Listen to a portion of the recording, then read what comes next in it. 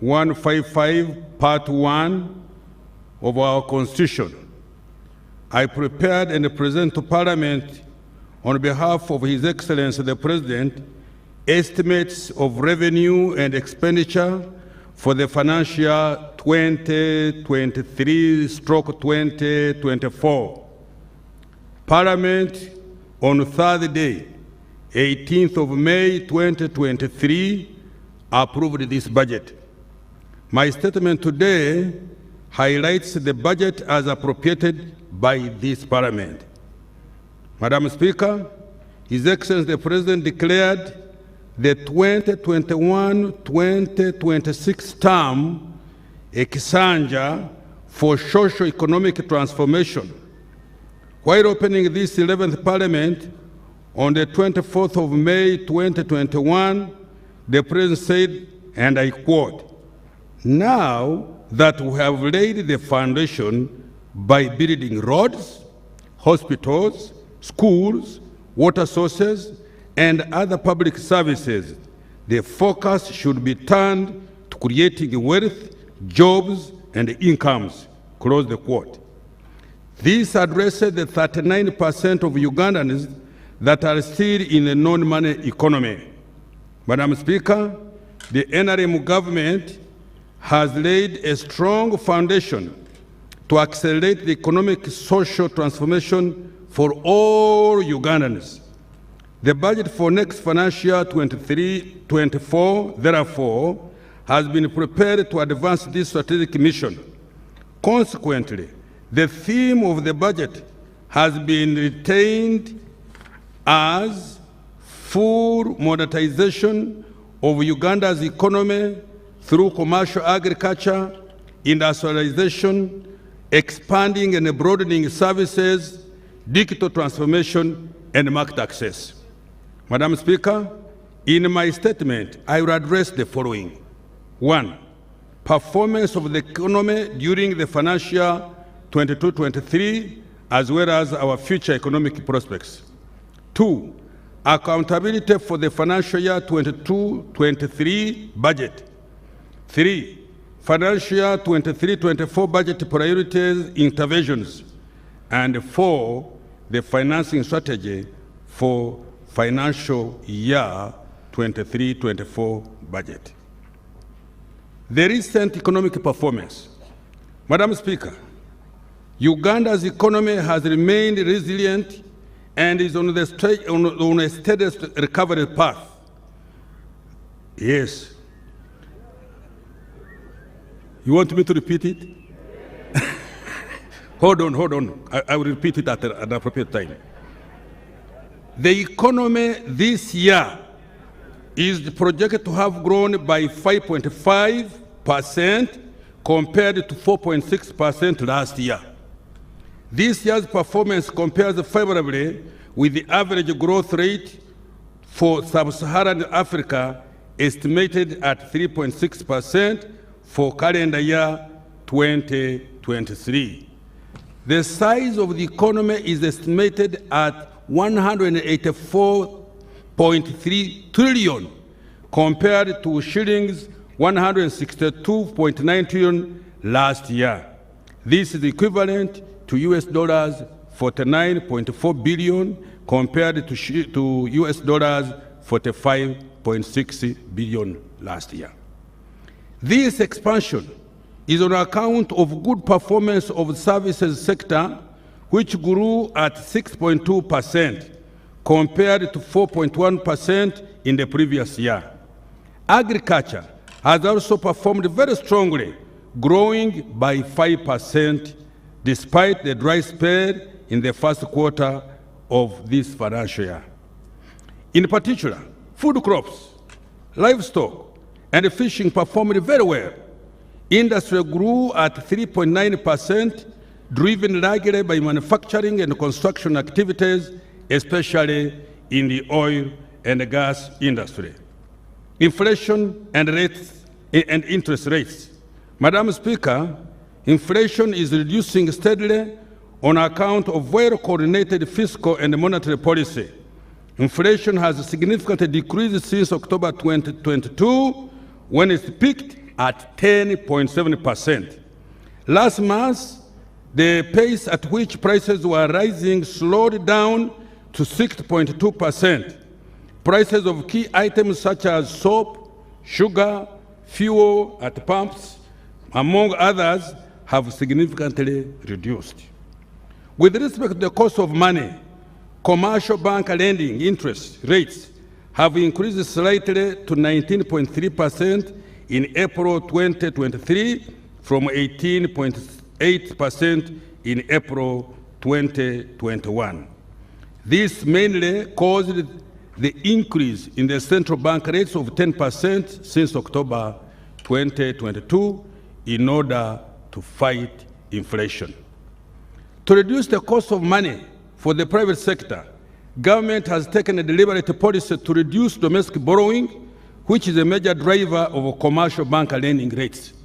In addition, government has also provided long-term and affordable capital through the Uganda Development Bank, EMIOGA, the Agricultural Credit Facility, and the Small Business Recovery Fund to the large, medium, and small and micro enterprises. A total of shillings 2.7 trillion has been provided to date. Private sector credit.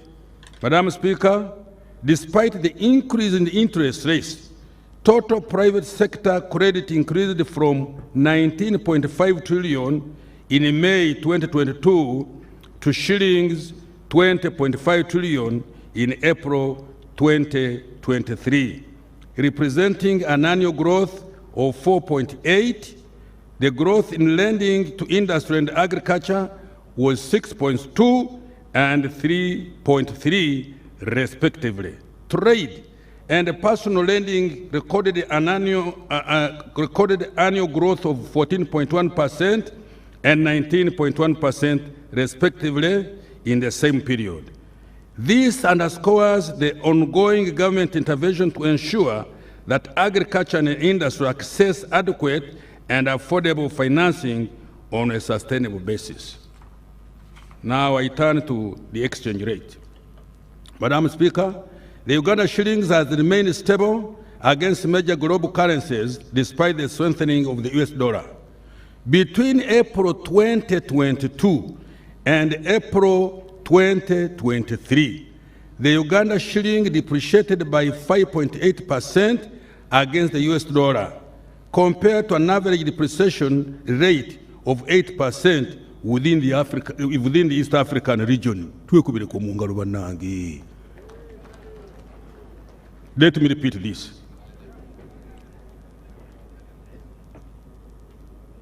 The Uganda shilling has remained stable against major global currencies despite the strengthening of the US dollar. Between April 2022 and April 2023, the Uganda shilling depreciated by 5.8% against the US dollar, compared to an average of depreciation rate of 8% within the East African region. The stability of the exchange rate is due to increase in foreign direct investment inflows into the oil and the gas sector, significant recovery in tourism, and the recent good performance of exports. External trade.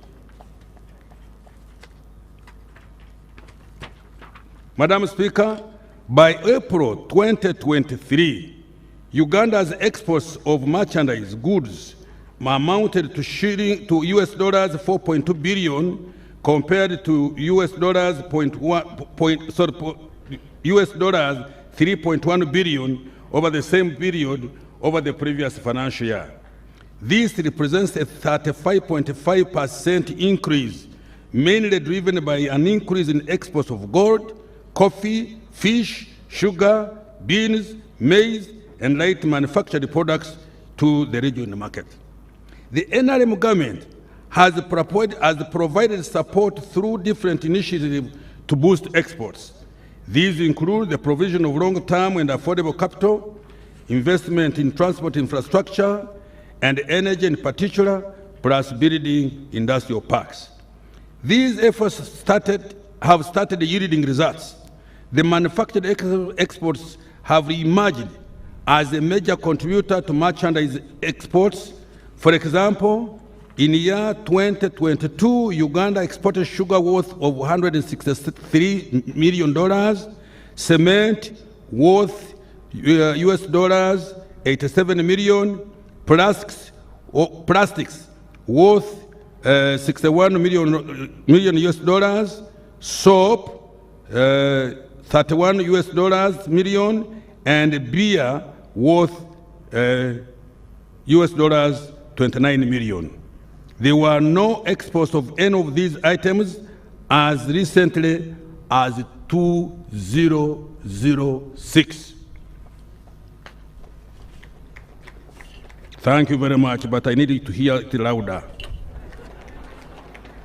so that this coming financial year we work harder like horses. At a regional level,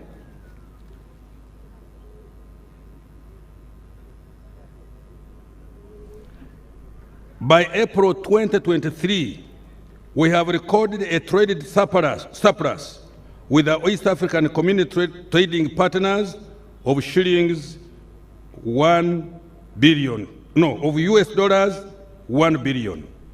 Tanzania remains the only East African trading partner where we recorded a bilateral trade deficit of US dollars 154 million. Our trade balance will be strengthened further as we continue to boost exports and enhance domestic manufacturing capacity to replace some imports. Now, foreign direct investment and remittances and tourism. Madam Speaker, foreign direct investment inflows to Uganda amounted to US dollars 1.5 billion by April 2023. Workers' remittances increased to US dollars 1.3 billion in calendar year 2022 compared to US dollars 1.1 billion the previous year. This helps to finance our foreign exchange requirements such as imports and debt servicing. Tourism revenue increased to US dollars 847.8 million by April 2023 from 777.8 million in the same period a year ago. Employment. Madam Speaker, the November 2022 National Labor Force Survey puts the size of the labor force at 23.5 million people. Out of these, 10 million were employed, representing only 42% employment rate. Another 8.2 million, equivalent to 35%, were engaged in subsistence agriculture, and 9 out of every 10 employed Ugandans were working in the informal sector. Close to 380,000 employment opportunities have been created under the Presidential Initiative on Wealth and Job Creation, but we still need more. Now, Emyoga, Madam Speaker, the target of government is to create over 2.5 million jobs in the next 5 years. This will be achieved by effectively implementing the parish development model, industrialization, wealth creation, and full monetization of the economy. I will elaborate how we will implement this initiative later. Now, fiscal performance. Madam Speaker, the fiscal deficit is estimated at 5.1% of the GDP this financial year, lower than 7.4% last financial year. This is due to reduction in both recurrent and development expenditure, increased grants. The fiscal deficit has been financed through domestic borrowing and external loans. Total domestic revenue collections amounted to shillings 21.7 trillion by May this year and are projected to be 25.6 trillion by close of this financial year, which is just a few weeks away. The total domestic revenue is equivalent to 13.9% of GDP and covers 68% of the total expenditure, including interest payments on our public debt, but excluding the principal repayment of both external and domestic debt. Economic growth strategy and outlook. Madam Speaker, the economic growth strategy underlying the budget for the next financial year and medium term includes the following. 1. Increase domestic revenue mobilization and a reduction in non-concession borrowing to ensure debt sustainability. 2. Effective implementation of the parish development model and the MIOGA initiatives. 3. Effective implementation of the various export strategies and enhancing access to global and regional markets. 4. Support for the private sector by reducing the cost of doing business through 1. Construction of the standard gauge railway and the rehabilitation of the meter gauge railway. 2. Development of small-scale solar-powered irrigation schemes to address climate change and ensure our food security. 3. Maintenance of both tarmac and murram roads. 4. Continued investment in industrial parks and energy transmission lines. Provision of affordable credit for micro and small enterprises and lower-income groups through the Small Business Recovery Fund, MIOGA and Microfinance Support Center, and funding for the medium to large enterprise through the Uganda Development Bank. 6. Provision of quality seedlings, pesticides, fertilizers, storage, and marketing in the agro-industrialization value chain in order to increase agricultural production and productivity. 7. Rapid development of oil and gas production, specifically the construction of the East African crude oil pipeline and the national oil refinery. 8. Expansion of our skilled labor force to meet the demand of a diversified economy, especially industrial skills. 9. Mitigation of the negative impact of climate change on the economy and our livelihoods. 10. Implementation of the Greater Kampala Metropolitan Infrastructure Development Master Plan. And 11. Maintenance of peace and security of persons and property are the bedrock on which the above are based for. Peace, security, freedom. Madam Speaker, as a result of these interventions, Uganda's economy is projected to grow at 6% in financial year 23-24. Can I repeat the other thing? You see what I was telling you? Over the next 5 years, the economy is projected to grow at an average of 6.5% to 7% per year. These things are not common everywhere. Financial year 23-24 budget priorities.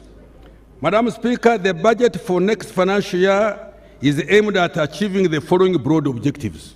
1. Urgent completion of key public investments with higher multiplier effects on the attainment of NDP 3 targets and the NRM 2021-2026 manifesto. 2. Enhance revenue mobilization and collections. 3. Full-scale operationalization of the parish development model. And 4. Enhance government efficiency and effectiveness through rationalization of public expenditure and the payroll and the audit and so forth. Payroll audit and so forth. The key priorities funded to achieve these objectives are the following. 1. Boosting household incomes and micro enterprises. 2.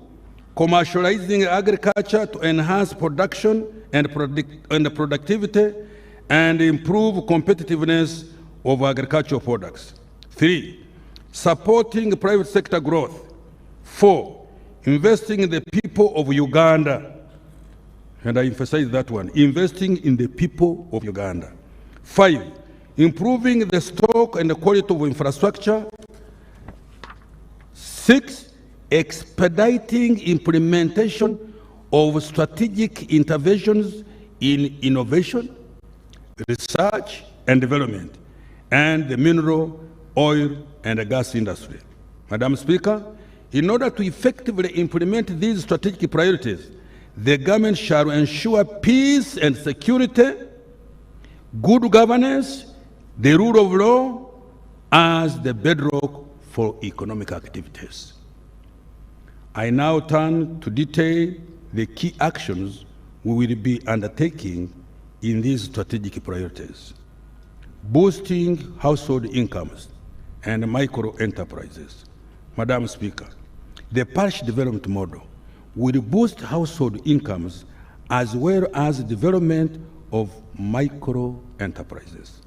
Since the launch of the PDM in February 2022, a total of shillings 590.2 billion has been disbursed to all the 10,459 parishes nationwide, translating into shillings 50 million per parish. The balance will be disbursed by end of this month. Next financial year, the parish development model has been allocated 1.1 trillion Uganda shillings. The Myoga initiative will further boost household incomes and micro enterprises at parish and sub-county levels by directly funding parish and sub-county enterprise groups. By March 2023, seed capital worth shillings 494 billion had been disbursed to 6,721 constituency-based Myoga circles. Over 600,000 individuals had successfully applied for credit from their parish-based associations.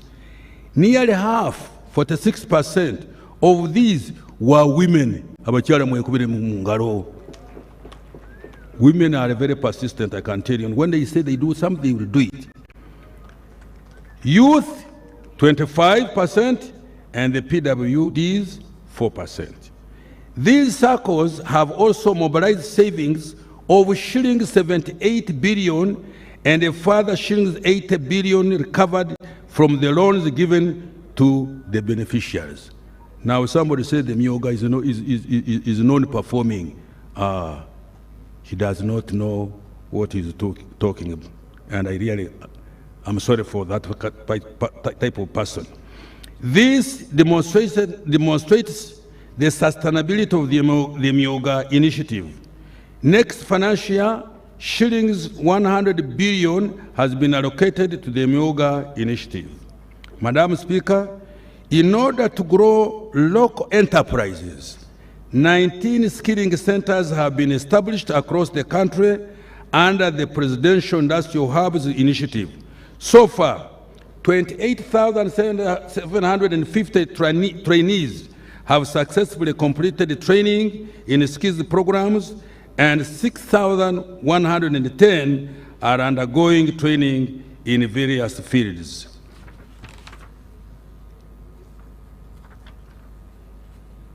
Our Lady of Fatima Catholic Church Nakurabye, Luzira Prisons, Subway Crest Towers, Wabigalo Parish Community, Butikirwa, Kigowa, Ntinda, and a community hall This support will continue over the medium term. Madam Speaker, shillings 60 billion has been allocated for skilling the youth in the next financial year. Commercializing agriculture. Madam Speaker, during this financial, additional funding amounting shillings 110 billion was provided for food security interventions in government institutions with farms, including the UPDF, Uganda Prisons, Ministry of Agriculture, the National Agricultural Research Organization, and the National Agriculture Genetics Resources Center and Data Bank. The priority actions to commercialize agriculture next financial year will include the following. 1. Support agricultural research for the development of climate-resilient crops and animal species. 2. Promote environmental conservation, restoration and protection of the degraded water catchment areas and forest covers. 3. Construct small, medium, and large-scale irrigation schemes in water-stressed areas. This will include the construction of earth dams at Unyama in Gulu, Namaru in Kapilipilit, Sipi in Bulambuli, Kabuyanda in Singiro, among others.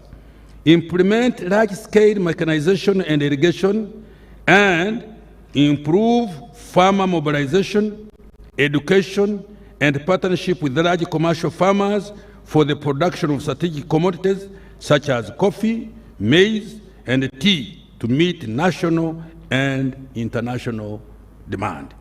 Madam Speaker, shillings 2.2 trillion has been allocated for food security, irrigation, climate change mitigation, value chain development, agricultural research, and disease control, among others. Supporting private sector growth. Madam Speaker, the private sector has been directly supported through industrial parks development, promoting small and medium enterprises, and facilitating tourism. Industrial development and investment. 8 government-owned industrial parks are currently operational. These are Namanve, Jinja, Bweyogerere, Mbale, Soroti, Mbarara, Kasese, and Ruzira. In addition, there are 3 industrial parks developed under the public-private partnership arrangement at Kapeka, Mukono, and Buikwe. Uganda Investment Authority has acquired 12 square miles for industrial development provided by various local governments in the 18 zones across our country. Uganda's global reputation as an investment destination has been boosted significantly in the recent past. Uganda has been named the #1 investment destination in East Africa by the AIM Global 2023 Abu Dhabi. In addition, our country has been ranked among the top 10 African countries for the best investment destination in Africa by the African Development Bank. It is now also ranked first in East Africa for capital market growth by Absa Bank. We are moving. Small and medium enterprises. Madam Speaker, these SMEs in manufacturing and export sectors will be supported by $20 million from World Bank Investment for Industrial Transformation and Employment Project, which we abbreviate as INVITE, that will provide grants and a concession credit to qualifying SMEs. These SMEs will access new and innovative financing products with long-term financing of up to 15 years. This intervention aims at increasing Uganda's manufactured export products, generate direct and indirect jobs for more than 200,000 workers, and safeguard existing jobs for 530,000 workers. Madam Speaker, an allocation of shillings 209.3 billion has been provided through the INVITE project for next financial year. Now I turn to tourism. Uganda has increasingly been recognized as a tourism destination and is ranked by CNN as one of the top 10 best tourist destinations in the world. Nkademu, Uganda has increasingly been recognized as a tourism destination and is ranked by CNN as one of the top best tourism destinations in the world. We will continue to promote domestic and inbound tourism, including the use of digital platforms. Uganda will also be marketed as a global and regional center for meetings, incentives, conferences, and exhibitions. Hospitality standards will be enforced through licensing, grading, and classification of tourism facilities. Shillings 249 billion has been allocated for the promotion of our tourism business. Madam Speaker, all the private sector interventions I have detailed above have been allocated shillings 2.4 trillion. Now investing in people. Madam Speaker, Uganda has registered visible improvements in healthcare outcomes, access to knowledge, and a decent standard of living. On average, a Ugandan now lives longer at 64 years, up from 53 years, just as recently as 2015. The Ugandan attains more years of schooling and enjoys a higher income per capita than ever before. Let me repeat this, because it is interesting, especially to me, who is working day and night to make sure that the youth and the sick are helped to recover.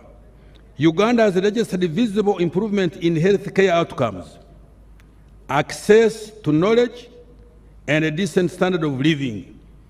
On average, a Ugandan now lives longer, 64 years, up from 53 years, just as recently as 2015. Attains more years of schooling and enjoys a higher income per capita than ever before. Now we turn to health. Access to health care by Ugandans remains a key priority of this government. Consequently, 381 health center 2s have been upgraded to health center 3s.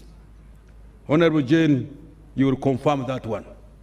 In addition, 250,000 health center 3s have been upgraded to health center 4 and equipped and are now functional, largely supported by the Uganda Intergovernmental Fiscal Transfer Program, which we abbreviate as UGFIT, which is co-funded by the World Bank. Construction and equipping of 31 new health center 3s in sub-counties without any health facility is now at 90% complete. The health referral system has also been enhanced by fully functioning 143 intensive care units and 5 high dependency units in national, regional referral hospitals across our country. Next year, the Mulago Super Specialized Hospital and the new state-of-the-art intensive care unit at Uganda Cancer Institute will be fully operationalized. They will provide specialized care to all Ugandans and reduce medical referrals abroad. In addition, all existing health center 4s and health center 3s will be facilitated to offer quality health care to all Ugandans. In this respect, health worker supervision and management will be strengthened to reduce absenteeism. After the ongoing audit of the payroll, the ban on health worker recruitment will be lifted. Let me repeat this. After the ongoing audit of the payroll, the ban on health worker recruitment will be lifted. Government in the next few weeks resolves the plight of the medical interns and doctors designated as senior house officers in view of their important role in supporting the health care system. Government, we, in the next few weeks, resolve the plight of medical interns and doctors designated as senior house officers in view of their important role in supporting the healthcare system. So please, interns, calm down. We are coming to rescue you. In the meantime, I have provided shillings 22 billion to clear outstanding areas for medical interns and senior house officers for the financial year ending June this year. Education. Madam Speaker, we have registered significant progress in accessing to education. Uganda's literacy rate improved from 70.2% in 2012 to 79% in 2021. Education enrollment in public schools is now at 8.4 million children in primary school and at 833 pupils in secondary and 174,000 students in tertiary institutions. The question we must raise, these children were 8.8 in primary, now in secondary they are only 83300. Where did the balance go? To improve delivery of the recently launched curriculum, 300,100 teachers were trained and inspection of learning institutions was enhanced using the inspection system. The teacher effectiveness and learners achievement system has helped to reduce teacher absenteeism and improved pupil attendance. The education management information system has been revamped to support data management and decision-making in education. To enhance sports development, talent identification, nurturing, and professional development have been emphasized. Madam Speaker, the Mountains of the Moon University was operationalized during this year.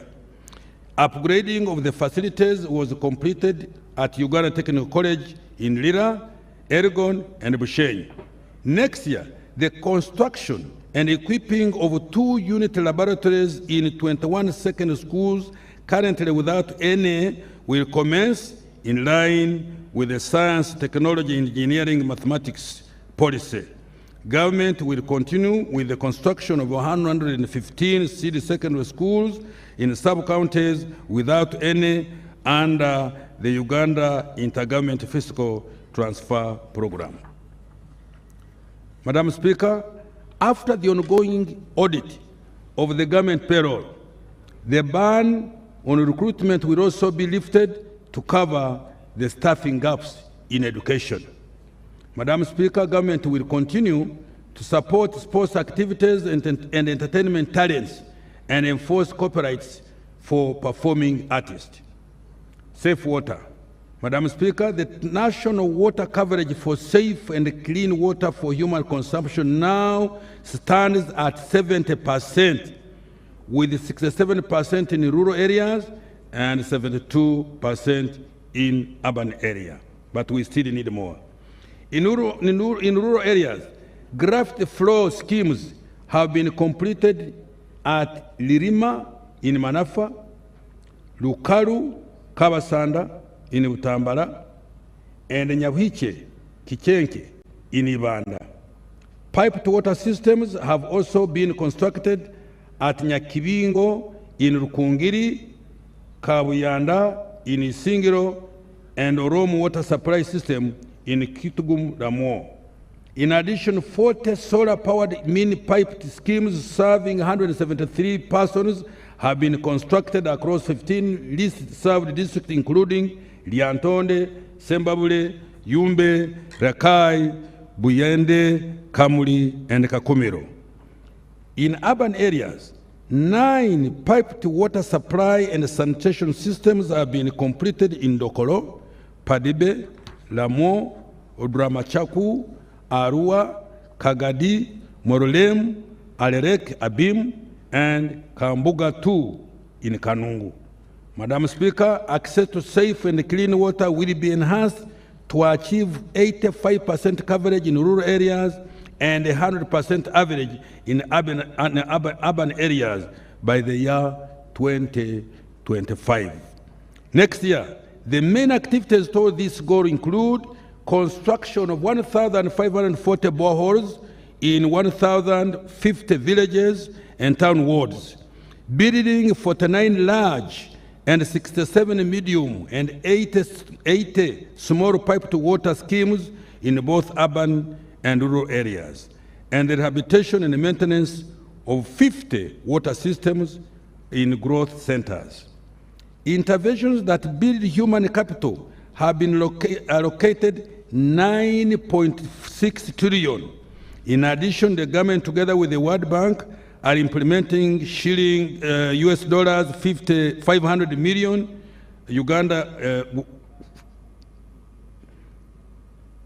In Uganda, through the Intergovernmental Fiscal Transfer Program, to construct health centers 3 and 4 and seed secondary schools and microscale irrigation facilities in local governments that do not have these facilities, as I've said above. Enhancing infrastructure stock and quality. Madam Speaker, the stock and the quality of infrastructure is a key enabler for economic growth, development, and social transformation. Transport infrastructure. Transport infrastructure development has been a major hallmark of Uganda's recent economic development. The road sector in 1986 totaled 97,100 kilometers.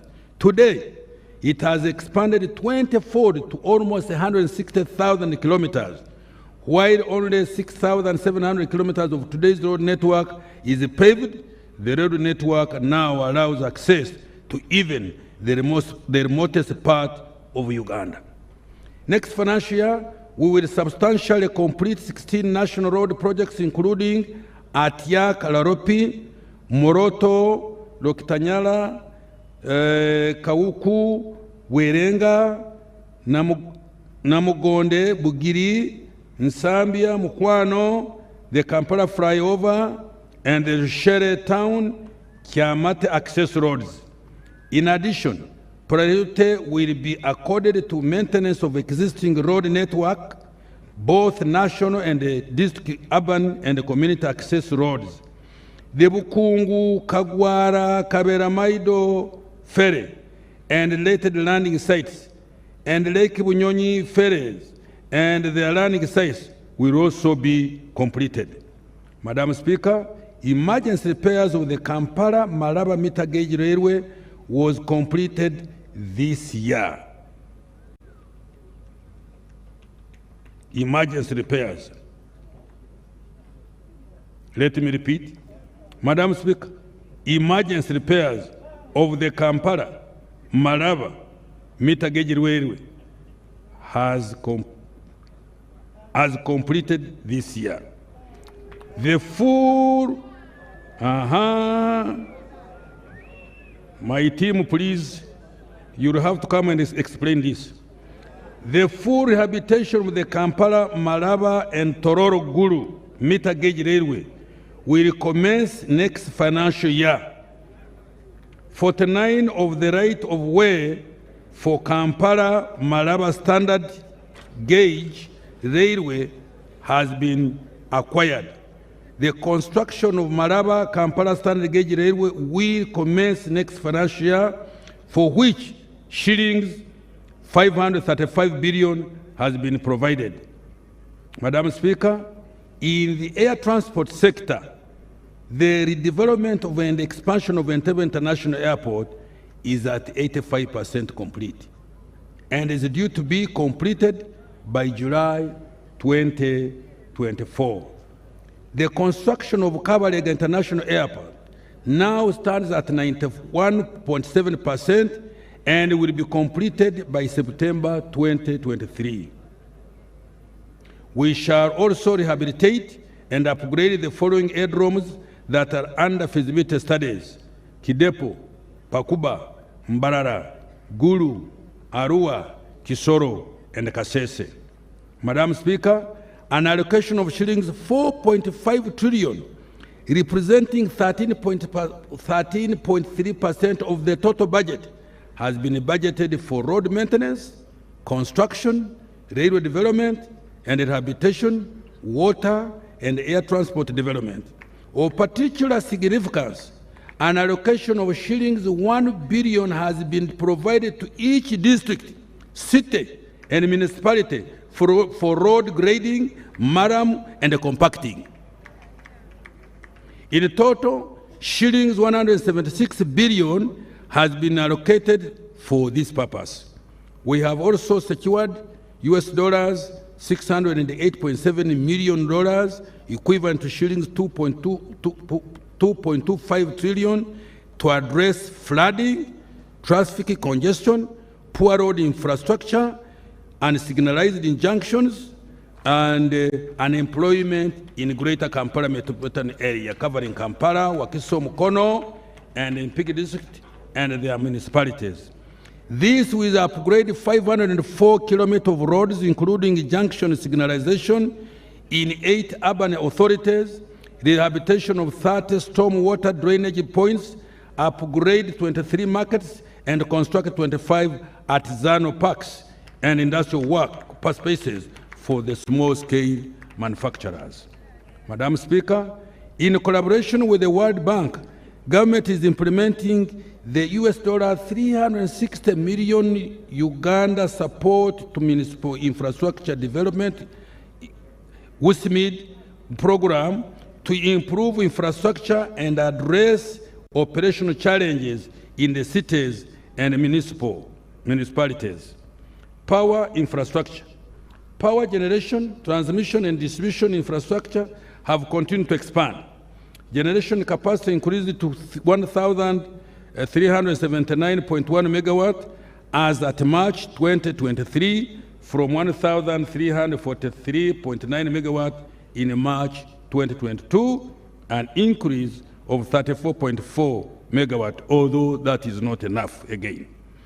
With the commissioning of the Karuma hydropower project planned for September this year, generation capacity will increase to 1,976 megawatt.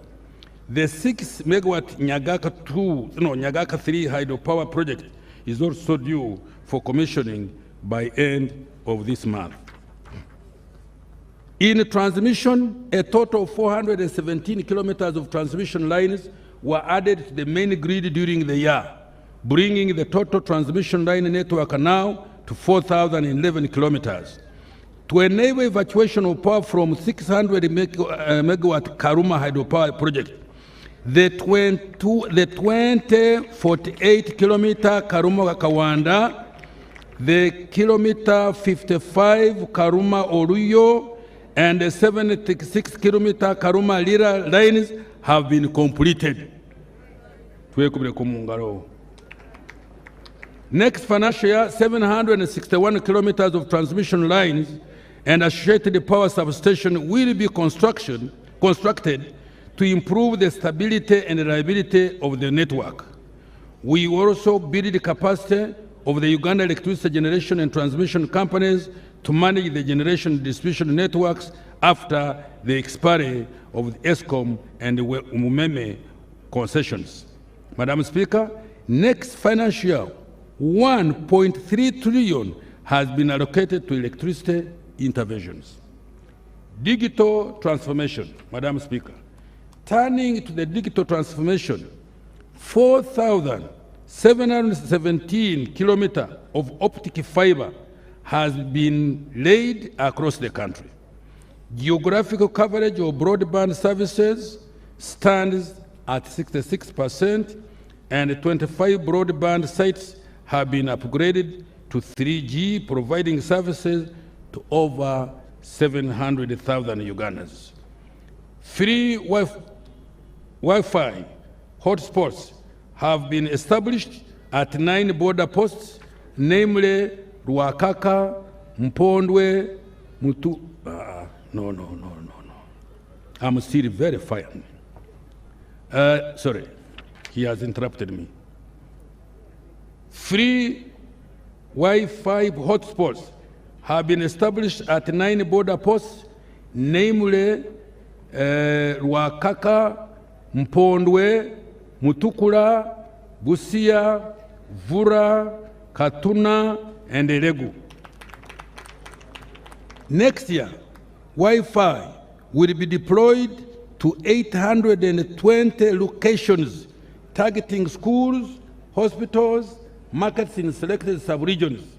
The Greater Kampala Metropolitan Area Network will be upgraded to monitor service provision over the national backbone infrastructure. We will also digitally transform public service delivery by connecting all essential services such as schools, hospitals, tourism sites, and the police to the national backbone. Madam Speaker, an allocation of shillings 192 billion has been provided to accelerate digital transformation. Expediting strategic initiatives.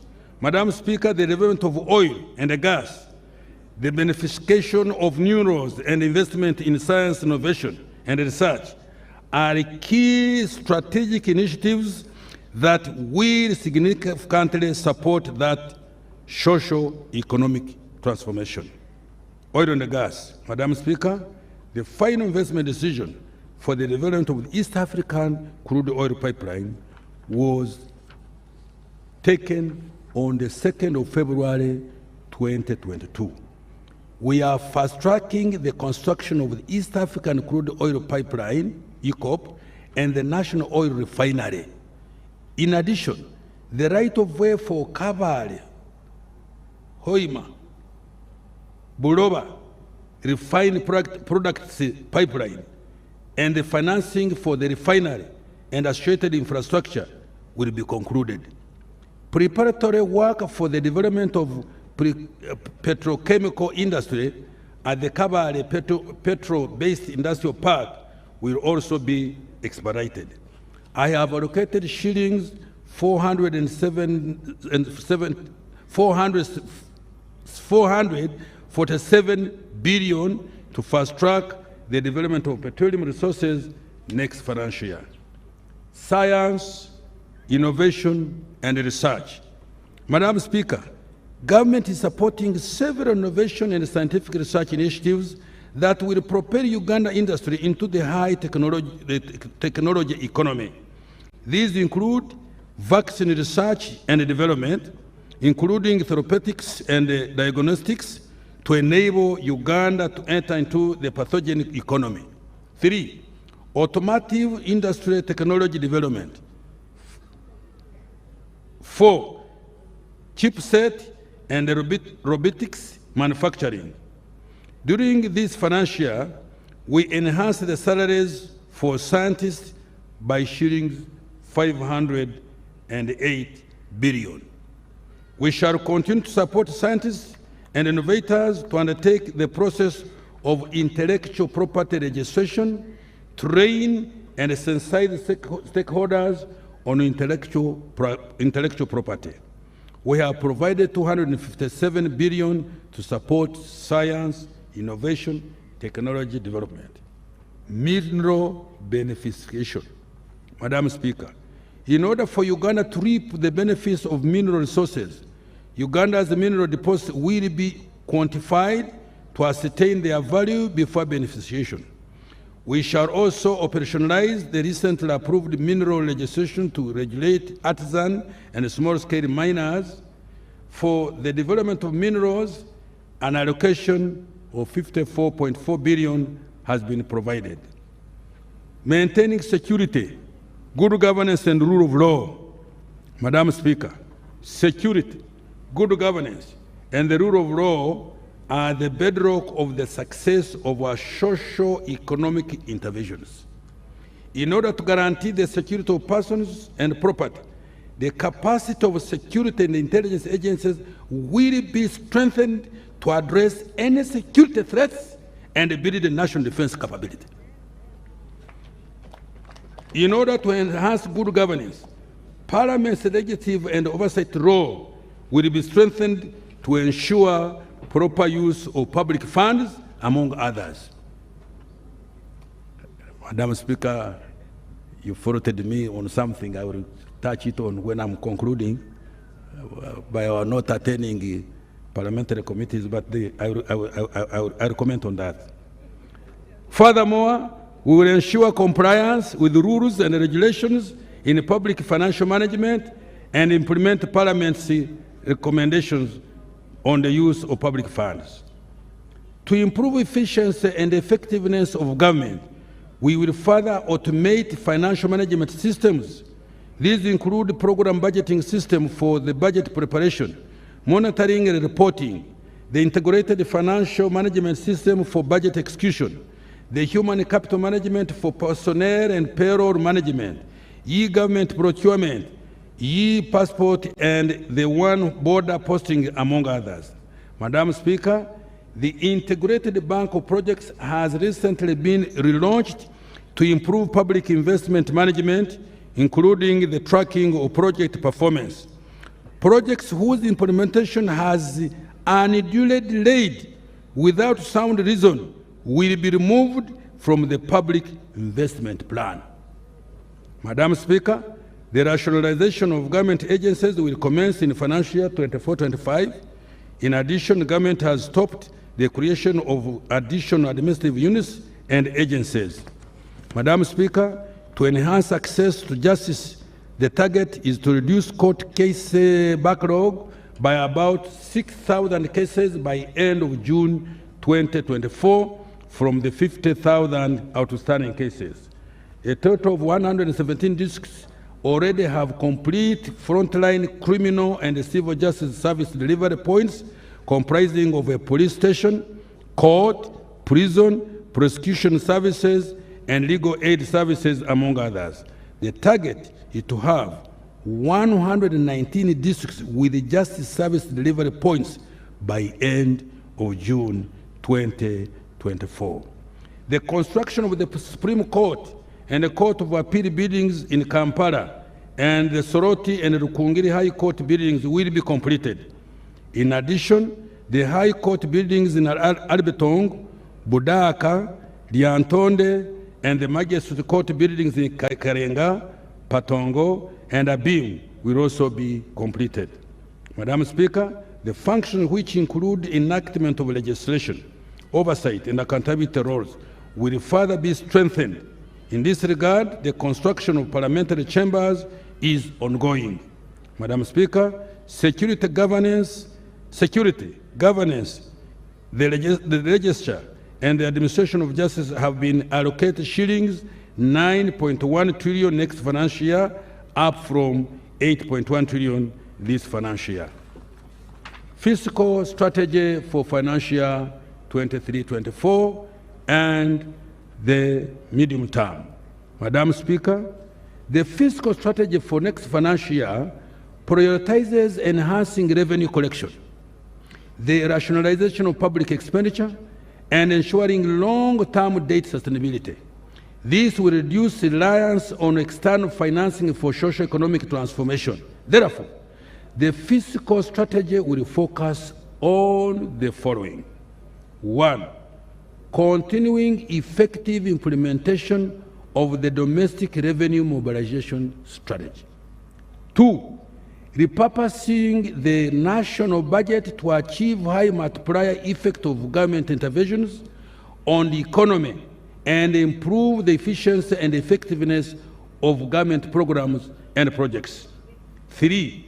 Mobilizing external concession loans and utilizing non-concession loans for projects with high economic and financial returns. 4. Limiting domestic borrowing to an average of 2.2% of GDP in the short, medium term to avoid crowding out of the private sector through rising interest rates. And 5, reducing the budget deficit to within a maximum lift of 5% of GDP and gradually converging towards the East African target of a deficit of 3% of GDP. Next financial year, the budget deficit will be reduced to 3.5% of GDP. In order to live within our means, we have reduced consumptive expenditure. During the next financial year, there will be no purchase of new vehicles for political leaders and public officers, except for hospital ambulances, medical supplies and distribution, agricultural extension services, security and revenue mobilization. Don't roast me, please. That's a decision that we took. Travel abroad has also been restricted to statutory functions and for critical legal and resource mobilization functions. We will also regulate expenses on workshops and seminars. Madam Speaker, during this year, domestic arrears worth shillings 166 billion were settled. Government is committed to paying verified suppliers, court awards, and compensation for ranches. Next financial year, shillings 200 billion has been allocated to settle domestic arrears. Madam Speaker, to improve absorption and utilization of external loans and grants, government has undertaken the following measures. 1, requiring accounting officers of ministries, departments, and agencies to provide quarterly physical performance briefs to the Minister of Finance, Planning and Economic Development, and Office of the Prime Minister on the performance of externally financed projects under their jurisdiction. 2, ensuring project selection, design, approval, and analysis is undertaken before the project is approved for funding. 3, providing a dedicated fund for land acquisition and right of way instead of earmarking funds for particular projects to address delays in compensation. 4, commencing project implementation only on sites where there are no rights of way and other physical encumbrances. 5, requiring all environmental and social safeguards to be enforced by the Ministry of Gender, Labour and Social Development and the National Environmental Management Authority during the project design. 6, enhancing dialogue with the development partners to ensure smooth implementation of externally funded projects. And 7, placing all project coordinators on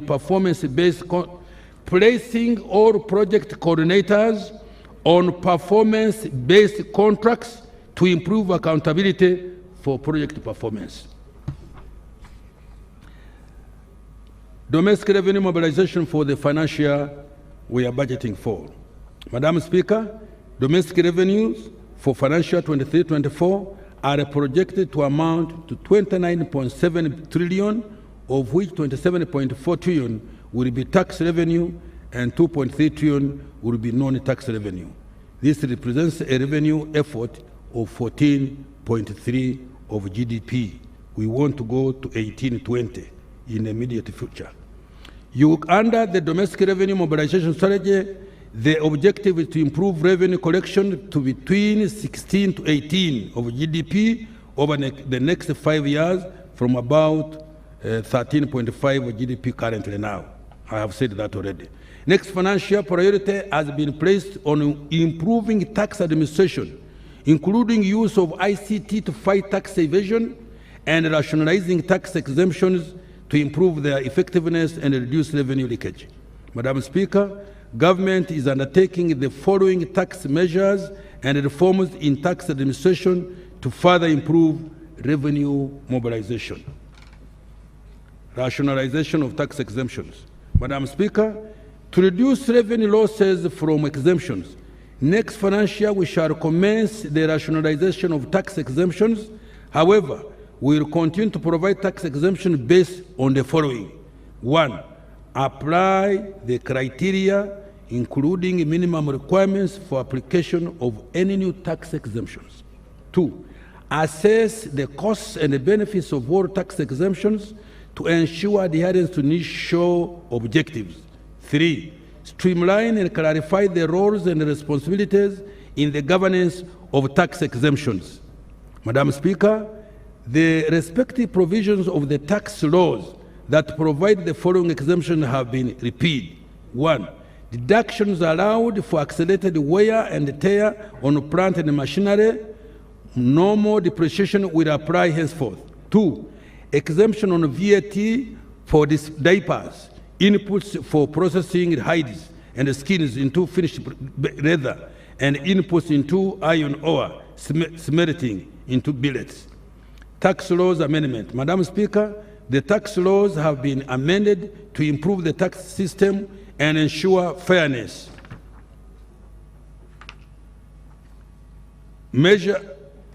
These measures have generated $615 billion in addition to revenue next year, equivalent to 3.3% of GDP. The amendments are detailed in the respective tax laws approved by Parliament. I will, however, highlight a few of these amendments later on. Income tax. Madam Speaker, the Income Tax Act has been amended to allow taxpayers who obtain credit facilities from SACCOs, non-deposit-taking microfinance institutions, self-help groups, and community-based microfinance institutions to deduct the entire interest on loans from these institutions as a business expense while determining their taxable income. This is the practice for taxpayers borrowing from commercial banks and microfinance institutions. The objective of this measure is to extend this benefit to borrowers of microfinance institutions and money lenders.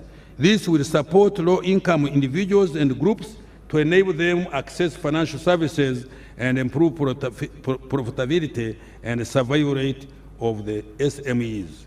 Madam Speaker, in addition to withholding tax of 10%, Madam Speaker, in addition, a withholding tax of 10% has been imposed on commissions paid to agent bankers to equalize their tax treatment with other agents operating similar businesses, such as mobile money agents.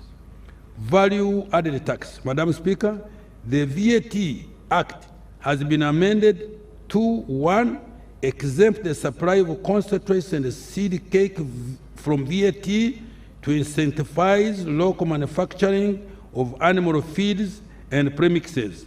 2, allow non-resident taxpayers to file returns and pay tax in US$ to facilitate compliance of non-resident taxpayers operating in Uganda. 3, require foreign remote providers of electronic goods and services to account for VAT on goods and services sold in Uganda, so as to bring e-commerce transactions into the tax system. In addition, the scope of electronic services on which VAT is applicable has been expanded to include, among others, films, games of chance, advertising platforms, streamlining platforms, cab-hailing services, cloud storage, and data warehousing. Excise Duty Act Amendment. Madam Speaker, the Excise Duty Act has been amended to remove the excise duty of $9 per minute on incoming international calls originating from the United Republic of Tanzania. This will include Tanzania in the one area network comprising the other East African Community member states. Phone users in East African Community will now be able to make and receive calls at local rates regardless of their location within the one network area. Madam Speaker, the size of investment capital required for an investor to benefit from excise duty exemption on construction materials has been reduced from $5 million to $50 million for Uganda nationals. Foreign investors will be required to have investment capital of at least $50 million in order to benefit from this exemption. In order to deter undervaluation, excise duty on mineral water, bottled water, and other waters purposely for drinking has been imposed at 10% or shilling 75 per litre, whichever is higher. The Excise Duty Act has also been amended to clarify the taxation of spirits for human consumption on one hand and the exemption from excise duty of spirits used as raw materials for the production of disinfectants and sanitizers. Tax Procedure Code and Amendment. Madam Speaker, the Tax Procedure Code Act has been amended to waive any interest and penalty on tax arrears outstanding as of 30th June 2023 in order to address requests from taxpayers who have cited the hardships caused by the COVID-19 lockdown. This provision is, however, limited to taxpayers who come out and pay by 31st December 2023. Where the taxpayer pays part of the principal tax outstanding by the deadline, the payment of interest and penalty shall be waived on a prorated basis. After that date, URA will decisively enforce recovery of all taxes and penalties. Ratification of the Convention of the Mutual Administrative Act Assistance in Tax Matters Implementation Act. Madam Speaker, Parliament has enacted a Convention on Mutual Administrative Assistance in Tax Matters Implementation Act 2023. This is to increase cooperation among tax authorities in participating countries to tackle tax avoidance and cross-border tax evasion. This will assist URA to receive correct information to deter illicit financial transactions where the country is estimated to lose revenue amounting to shillings 300 to 500 billion annually. Tax administration reforms. Madam Speaker, sustainable revenue collection requires efficiency in the management and administration of the tax system. The following measures will be undertaken. 1. Strengthening the taxpayer register expansion program framework, which is a collaboration between Uganda Revenue Authority, Uganda Registration Services Bureau, Kampala Capital City Authority, and the Ministry of Local Government in revenue collection. This framework targets to improve the environment for business formalization and growth. 2. Supporting local governments to enhance their revenue effort, including using electronic systems. 3. Undertaking VAT field audits, complex audits, and strengthening data recovery. 4. Leveraging ICT to analyze data and integrating with other government systems to properly identify the taxable transactions and taxpayers. 5. Improving taxpayer awareness to know their rights and obligations and enhance stakeholder engagements. 6. Continuing tax education and awareness intervention across regions, sectors, and gender. 7. Further strengthening of URA staff compliance to procedures, guidelines, and standards to curb corruption tendencies and minimize revenue leakages, including staff deployment in areas with highest risk for revenue collection. 8. Utilizing the alternative dispute resolution mechanism by negotiating with the taxpayers for settlement of tax disputes out of the court system to avoid delays in the resolution of tax disputes. 9. Using ICT systems such as electronic fiscal receipting and invoicing system, electronic fiscal devices, and the digital tracking system, tax stamps, and rental tax solution, and telecom sector activities. 10. Continuing the outgoing integrated drive to combat corruption. Let me repeat this. Continuing the ongoing integrated drive to combat corruption and other vices essential for improving revenue collection. 11. Intensifying the surveillance of wider coverage of porous borders to curb smuggling through extensive intelligence-focused operations supported by use of drones and body cameras. Strengthening regional integration and trade. Madam Speaker, Budget consultations with our regional ministers of finance were held on 8th to 12th May 2023 in Arusha, Tanzania, and agreed to make some changes in the East African taxation structure. Madam Speaker, to make our industries more competitive, attract investments, and remove the remaining barriers to trade among African countries, we agreed as East African Community partner states to change the taxes paid on goods coming from outside the East African Community as follows. 1. 0% duty levied on imports of raw materials and capital goods. 2. 10% duty charged on imports of intermediate goods. 3. 25% duty charged on imports of finished goods not readily available in the region. 4. A maximum rate of 35% duty charged on imports of finished goods readily available in the region. And 5. Small adjustments to promote import substitution and value addition of our local industries.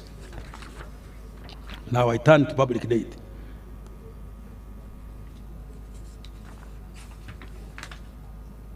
Madam Speaker, Uganda's public debt stood at shillings 80.2 trillion, equivalent to 21.7 US billion as at the end of December 2022.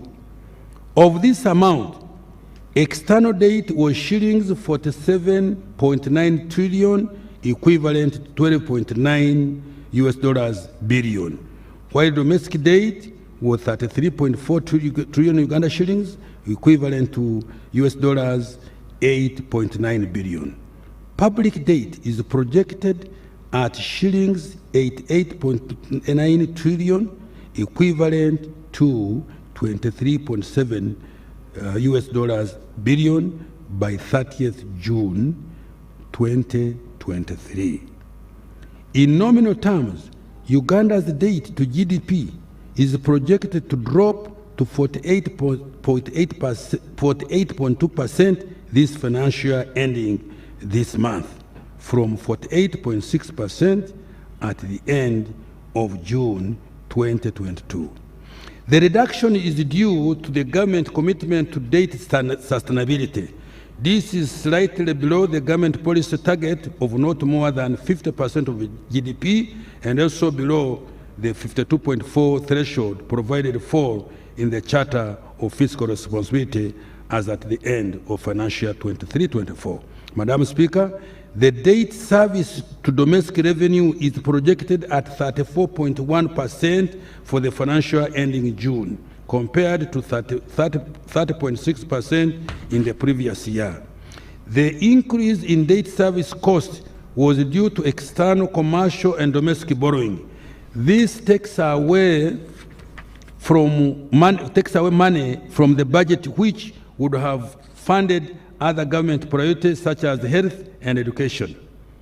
Debt sustainability. Madam Speaker, to maintain debt sustainability, government will work to 1. Ensure effective implementation of the domestic revenue mobilization strategy to boost the capacity to increase domestic revenue collection. 2. Reduce expenditure in areas of lower priority in order to support fiscal consolidation. 3. Access new sources of financing, including climate and green financing, leveraging private equity for infrastructure investment and scaling up public-private partnerships, and leverage non-traditional innovative funding structures and identifying appropriate credit enhancement mechanisms.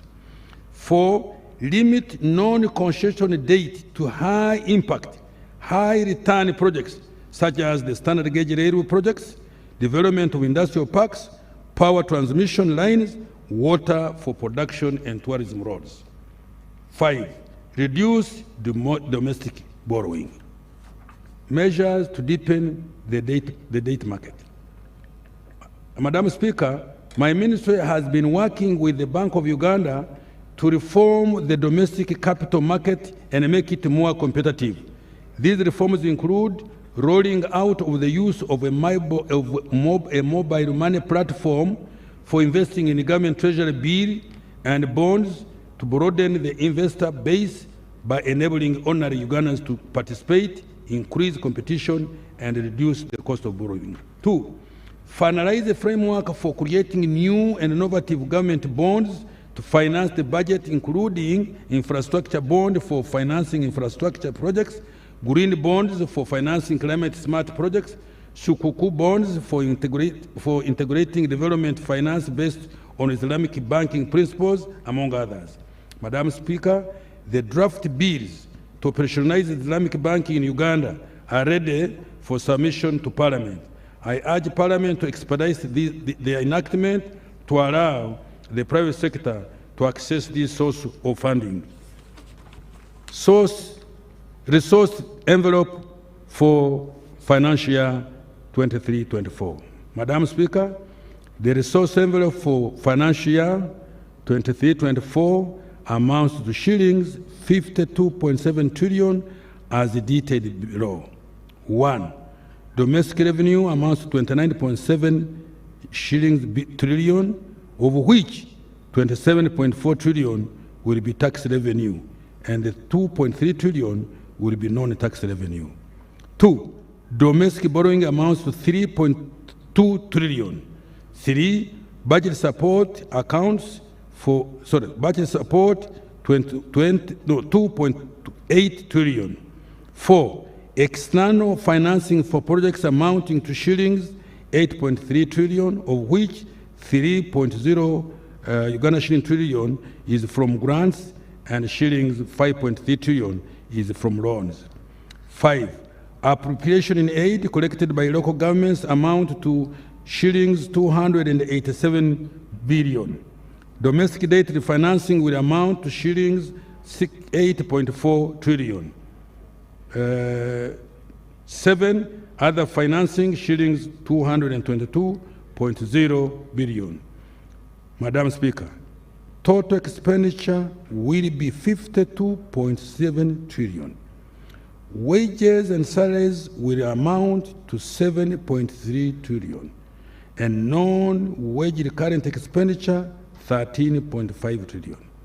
Government of Uganda development expenditure amounts to 6.1 trillion, and external project supporting financing is 8.3 trillion Uganda shillings. Arrears worth 215.8 billion will be settled. Appropriation aid shillings 287 billion have been provided for.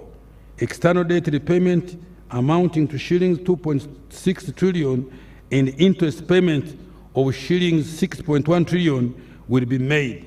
Domestic debt financing amounting to 8.4 trillion. Madam Speaker, I have attached the details of the resource envelope and other allocations for financial year 23-24. I conclude. Madam Speaker, this budget is dedicated to the Ugandans who are currently not in the money economy. Let me repeat. Madam Speaker, this budget is dedicated to those Ugandans who are currently not in the money economy, to those individuals and households whose income per year is below 20 million shillings. They have now the opportunity to utilize the support that the NRM government has provided under the parish development model, the MIOGA, and other government initiatives. This budget supports taxpayers who are recovering from the after-effect COVID-19. For industrialists and entrepreneurs, it improves the environment within which you are operating. It aims to lower the cost of doing business, reduce the time spent transporting goods, including agricultural produce from farm to markets. It also ensures that what you produce and manufacture is competitive in the region and the global export markets. This budget supports the transformation from a raw material-based economy to a manufacturing and knowledge-based economy. It therefore promotes value addition, business growth, and job creation for the youth, women, and all Ugandans. It is a budget that provides opportunity for every Ugandan to have a stake in this economy. I therefore dedicate this budget to those Ugandans who are working hard day and night to expand and modernize our economy and our country. I beg to move, Madam Speaker. Thank you so much, Honorable Kasaija, Minister of Finance. Just a slight correction on resource envelope for financial year 2023-2024, and this is for our Hansard. Other financing is 229.0 billion, not 222. Just a slight correction. Then on the public debt stock, the public debt stock is 80.8 trillion, not 80.2. That is what is on your record. So the Hansard should be corrected. Yeah. Then on the issue of the loan which Uganda intergovernmental fiscal transfers, that is phase 2. Then Uganda Secondary School Expansion Project. These loans were approved in 2021. And what is delaying the implementation is the acquisition of ownership of land. One of the conditions that was given is that the schools must give ownership. There should be evidence of ownership. So we request local government and central government to ensure that there is ownership of this land for implementation of the loan. Otherwise, we are already paying the interest. The other issue is on, I had members heckle on the issue of the standard gauge railway. The standard gauge railway, a loan was passed in 2021 by Parliament and was returned in 2023 after change of term of borrowing. The terms of borrowing were changed, so the loan is still with the Committee of National Economy. The standard gauge railway is not completed. The meter gauge railway. The meter gauge railway is not completed, so it is not correct that it is completed. Thank you. Thank you very much, Madam Speaker.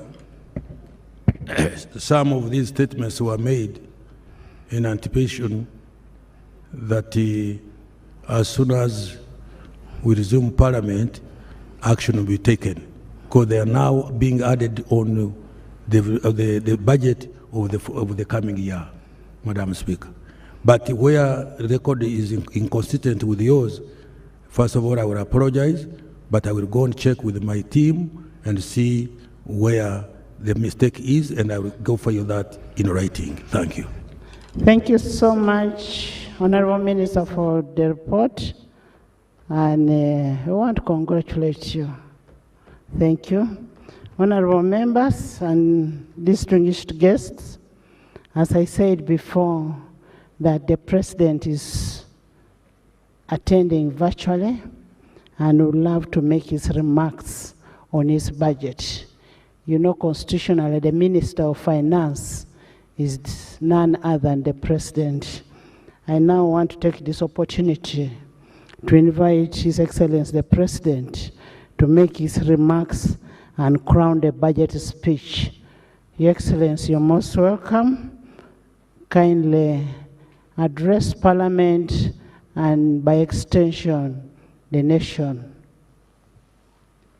Minister of Finance is the President.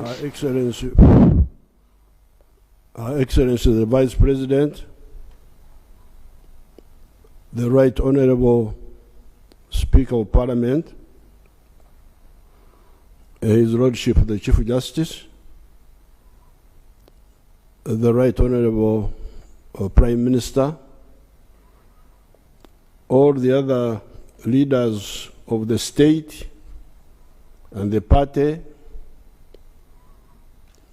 their highnesses, the cultural leaders, ladies and gentlemen. I thank the Minister of Finance for reading the budget on my behalf. As I told you in the State of the Nation address, and as the Minister told you a little while ago, our economy will be US dollars 55.2 billion by the end of the coming financial year. This will mean that our economy will have grown by 37 times. It has increased 37 times in size compared to Uganda's economy of 1986. Therefore, we have done a good job on the three tasks.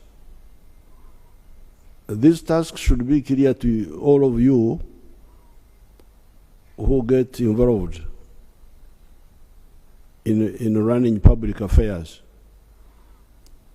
Otherwise, you will make a lot of mistakes. The three tasks are what we call minimum economic recovery. That is what we set out to do in 1987.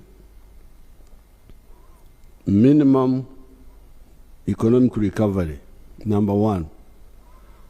2, expansion of the sectors that had recovered. Those sectors which had recovered, to expand them. And 3, diversification from the original narrow spectrum of the colonial times of the 3 C's and 3 T's.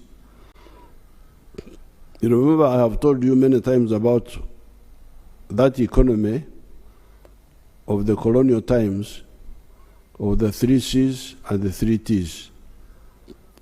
The 3 C's being cotton, coffee, and copper, and the T's being tobacco, tourism, and tea. So therefore, number one, we restored that small economy which had been destroyed. That is what we called the minimum recovery. Secondly, we expanded that small economy. That's why, for instance, you hear that coffee, which was 2 million bags, is now 9 million bags. Tea, which was 23 million kilograms in 1986, is now 60 million kilograms. So, number one, recovery. Number two, expansion. Number 3, diversification from the original narrow economy of the 3 C's and 3 T's to many more commercialized products, such as what? Fish. Fish was dying of old age in Lake Victoria here. But now we have something like, at one time we had gone to 22 factories, but now I think we have like 12 factories of fish. Maize was just for roasting on the roadside. People didn't know that maize was money.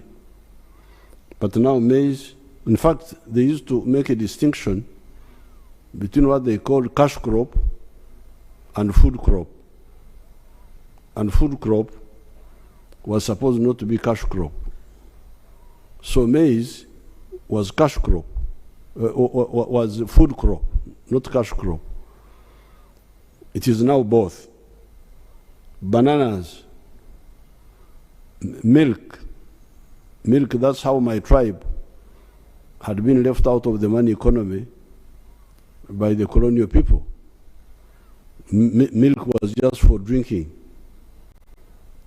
and making the Banyankore very fat, Banyankore women very fat. But it was not a source of money. For money, for milk of selling in the towns, it was coming either from abroad or from Kenya, KCC. Beef, cocoa, beans, gold, etc. All these have now been added.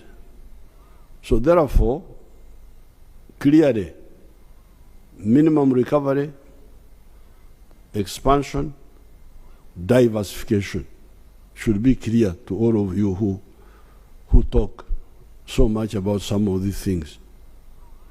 Those are the three tasks. But we also added a fourth task, the knowledge economy.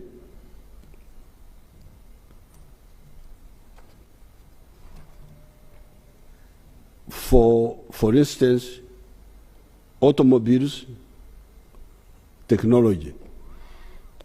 When you talk of Chira, you are now talking of a new economy. You are no longer talking of just coffee and agriculture and hotels. You are not even talking of simple manufacturing. You are talking of high knowledge, high tech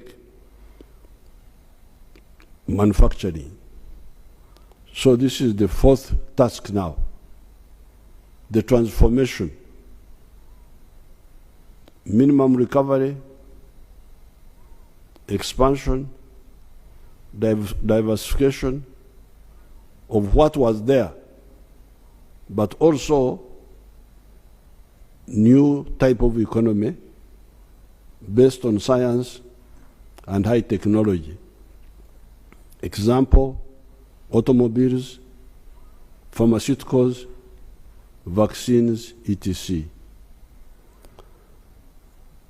This is in addition to some limited industrialization for some of the products in the areas of sugar, for instance, steel products by recycling scrap, soap manufacture, beer, beverages, cement, etc.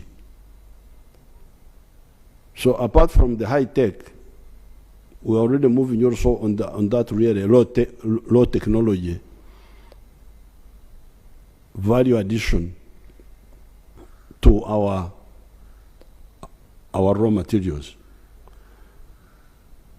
And these are very important, very interesting figures.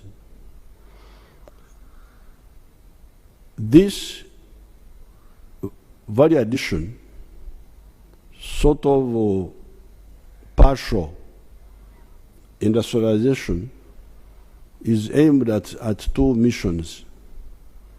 Number one, import substitution. Mulekerawo okusaka, don't import, make locally. But also export promotion. Now, apparently, when I was writing this short speech, when here in my house, when some people said I was in ICU, I think my ICU here is a good one, because it allows me to do one or two things, assisted by my comrade, Mama Janet, who is here, from a distance, as you can see, safe distance. So when I was writing this short speech, I asked my people And I would like Omugurus Kasaija and his team to cross-check these figures, but because if they are true, they are very interesting. The import substitution value of these industrial products, these small industries of ours here, for Mitaimbwa, for all these Sabuni, those low-tech industries, apparently the import substitution value of these industrial products is about US dollars 3.6 billion. I didn't know that these small factories of Mitaimbwa, steel bars, soap, all these our little factories, that they are saving us a figure of $3.6 billion, which we would have to look for if we are still importing them. But they are also apparently bringing into the country as export earnings US dollars 1.6 billion.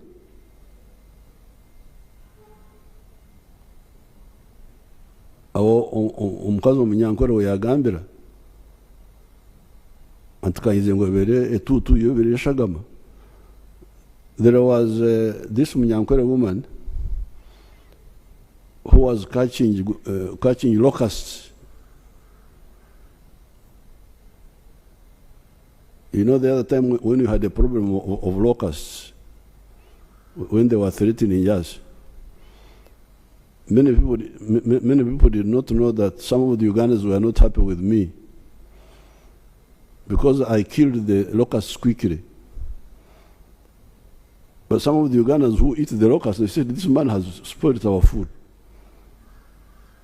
He should have allowed us to deal with these locusts. NCJ. They used to catch them and eat them.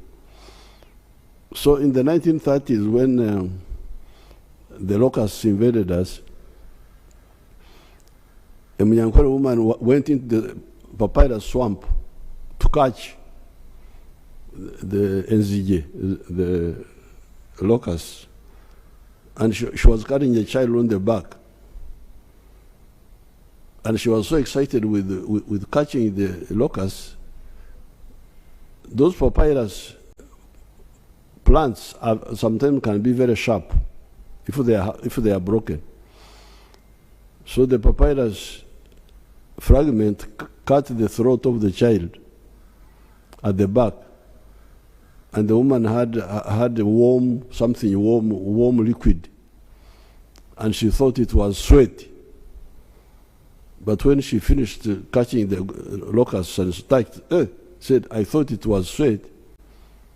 Bidiyo, Evereshagama. It has turned out to be blood. So, me, I didn't know that the little work we were doing, I thought it was sweat, but apparently it is blood. It is something serious. We are saving you 3.6 billion import substitution and earning for you $1.6 billion from the exports of now no longer just coffee and so on and these other things, but industrial products. That's really, I was very happy to get that figure. However, the big proportion of our economy is still a raw materials economy. So please, especially the NRM cadres, understand this very clearly. This economy we are saying has grown, as Mr. Kasaija was saying, to $49 billion now, and it will be 55 point something billion by the end of this financial year, which we have entered. You should know that Chivaro, that estimation is as a raw as mainly a raw materials economy. Economy ekyali mu kutunda embidde, selling the embidde, the sour bananas before you process them. Meaning, unprocessed coffee, although I am putting on fine spinner's shirt here, still much of the cotton is sold as raw material. Maize, you can imagine we sell maize, owempeke, maize of grains outside, and then we import animal feeds, you can imagine. Animal feeds are from mainly maize. You sell grains of maize, you import animal feed more expensively. And our poultry farmers are crying for animal feeds. And the other people of the pigs and so on. And even the cattle people. Until recently, we have been importing leather from outside. You can imagine, amaliba, skins and hides. Until recently, when I built that leather factory in Kaumu, our people were importing leather from China and from India. Now, this is where, and I was hearing all of you making speeches there, but I am begging you, all the NRM cadres,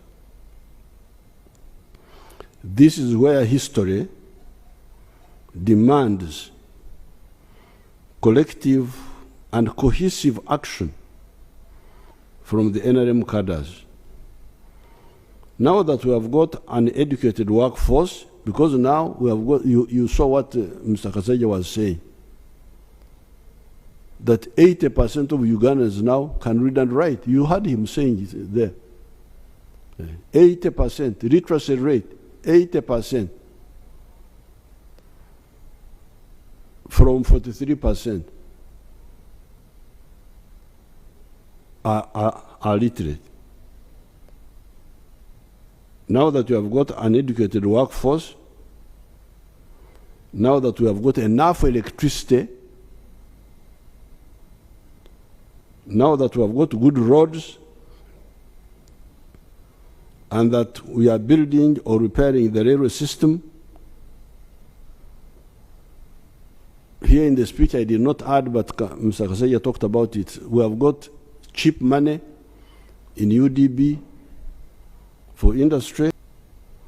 Every effort must be made to add value to all our products. Because this is what is lacking now. To add value to all our products. Add value to coffee, please. Why? Because you will get money more than 10 times more when you add value to coffee than the way we are selling it now. To cotton, timber, cocoa, even fish products, although the factories are producing fish, fillet and so on, but we can add more value, apparently. Gold, we need more gold refineries. Iron ore, we don't want to sell iron ore unprocessed to anybody. We need to sell steel, copper, vermiculite. There's a lot of vermiculite in Bugisu there. Phosphates, you can imagine we are crying that there is a war in Europe, so we can't get phosphates now. We have phosphates here in Tororo. The Chinese man who had come there, our people stole money from him. He was stupid. He was giving bribes to idiots and thieves. He should have helped me to get them, and I would have hanged them. but we shall get other investors. So, adding value to phosphates, petrochemicals, maize, bananas, etc., etc. By doing this, this same economy will jump to US dollars 550 billion instead of the mere 55.2 billion we are talking about, laudable though it is. I am happy to say, oh, we have gone to 55.2 billion, but I'm not satisfied. No. And I think in the other speech which I gave on State of the Nation, I quoted the example of South Korea, and I was able to quote for you the economy of South Korea in 1961. I hope you can compare it with Uganda of 1961. I think that time in the other speech I said the economy of South Korea was two something billion. It is now almost 2 trillion. Imagine the little South Korea has got a GDP half of the whole GDP of Africa. Of Africa to Baswara. South Korea is half size of Uganda. But they now have a GDP which is, I think, almost 2 trillion. And you hear that, I hear all these people quoting when they go to meetings. African GDP is now 3-something trillion. I really feel embarrassed. Why can't these people keep quiet? How can the whole of Africa have economy smaller than Japan? Because Japan has got something like 5 trillion. Now here you are talking about the GDP of Africa being 3 trillion and you talk about it. You are not even embarrassed. Me, I'm embarrassed to talk like that.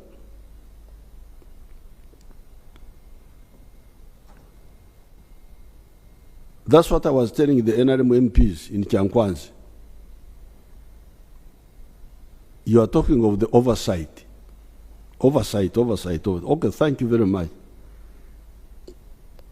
But is it in order to oversight backwardness? And you feel satisfied that I'm overseeing you backwardness? 39% of the people who are outside the money economy, coffee, raw material, which is 100% given away free. We are not, you should talk of transformation. You should be transformation agents. So therefore, for me, I'm insisting. Why do I say that?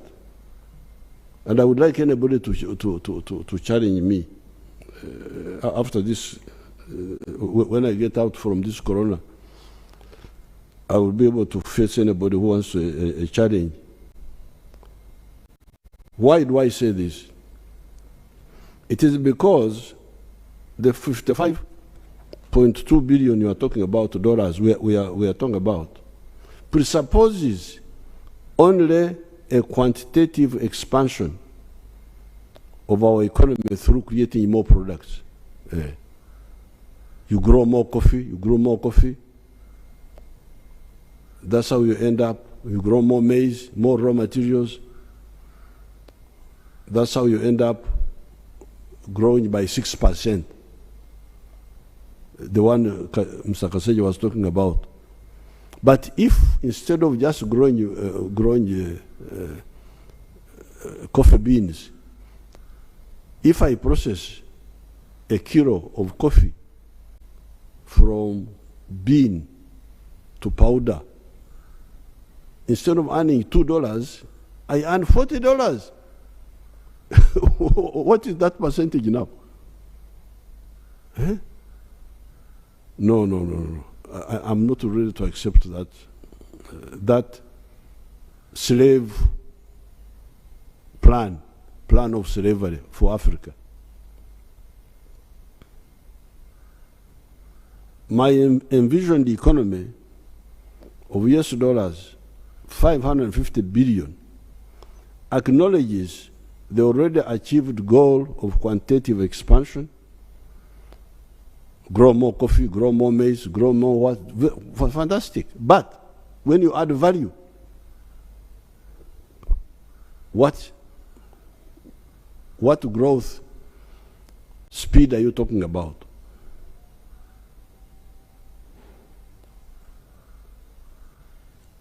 But adds another element.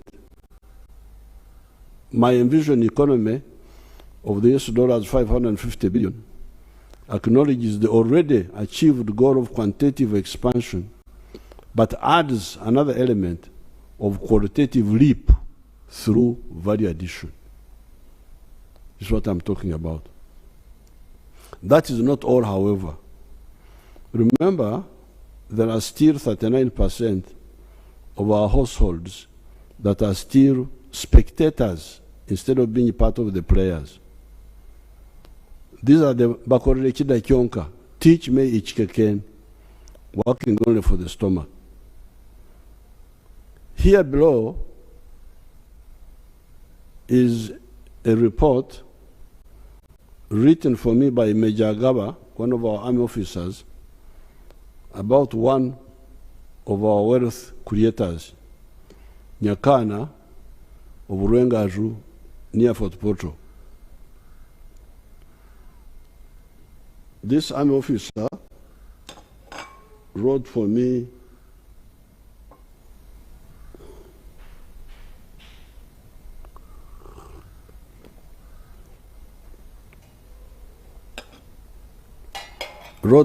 a report after she had visited there with the cattle rustlers from Karamoja.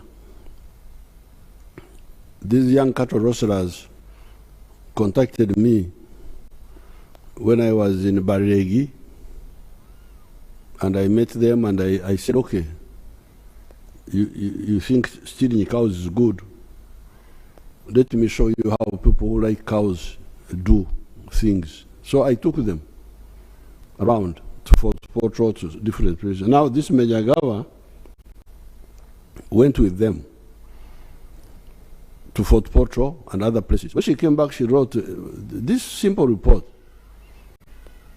The farm, the Nyakana's farm, even today, I think another huge group of cattle rustlers are there. Mr. Nyakana's farm sits on 1.25 acres and does the following economic activities. Number one, zero grazing. It has a total number of 6 cows, out of which 5 are lactating. These 5 cows produce 116 liters of milk per day. A liter of milk in the area ranges between shillings 1,000 and 1,200. Earnings, he sells 100 liters per day and spends 40,000 per day on their feeding. So that is 100 liters times 1,000 shillings, that's 100,000 shillings, minus 40,000 shillings expenditure. So his daily net income from cows is 60,000. This is net now. He has removed the costs. So daily 60,000 times 30 days, 1.8 million a month, times 12 months, 21.6 million from milk on 1 acre, 1.25 acres. Then his other enterprise was poultry, is poultry. He has got 7,500 birds. This is the language, of course, I don't use myself, because I don't call Nkoko are not Enyonyi. This Buyayi of foreigners which you copy. Enyonyi is Enyonyi. Nkoko is Nkoko. You can't say Nkoko is Enyonyi. You must be mad. You can't be from Africa here. I've even had some people calling cows animals. Animals. I feel like fighting. You cannot call my cows animals. They are cows. Ente is ente. Enyamaishwa is enyamaishwa. So please, deal with your foreigners, but don't bring your confusion to us. But now, she's the one who wrote this. That the Nyakana has got 7,500 birds, out of which 4,500 lay eggs. He collects 120 trays of eggs per day and sells each tray at 12,000 shillings. Earnings, 120 trays times 12,000 is 1.44 million per day. But feeding these hens, what they call birds, he spends 1 million for feeding the hens, and another 40,000 for labor costs. So out of the 1.44 minus 1 million for feeding, then minus 40,000 for labor costs, this therefore leaves him with 400,000 shillings as a daily net income from chicken.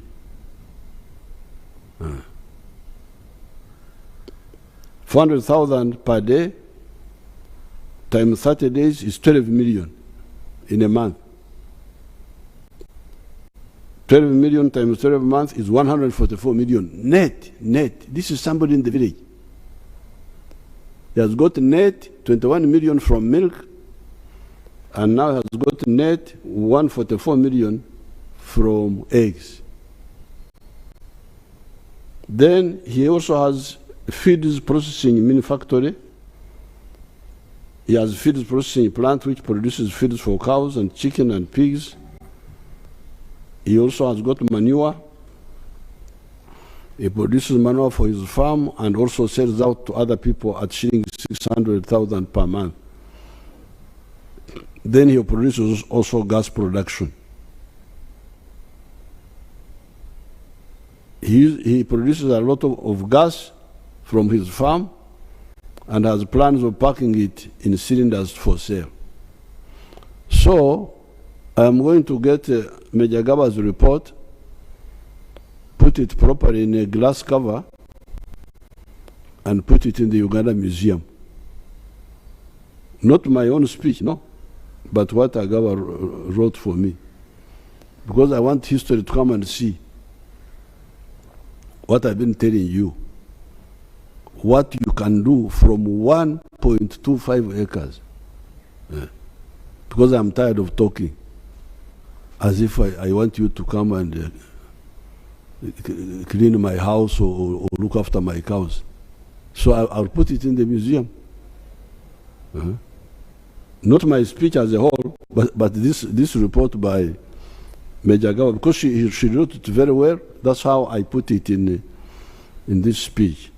Nyakana now employs 15 people on this 1.25 acre farm.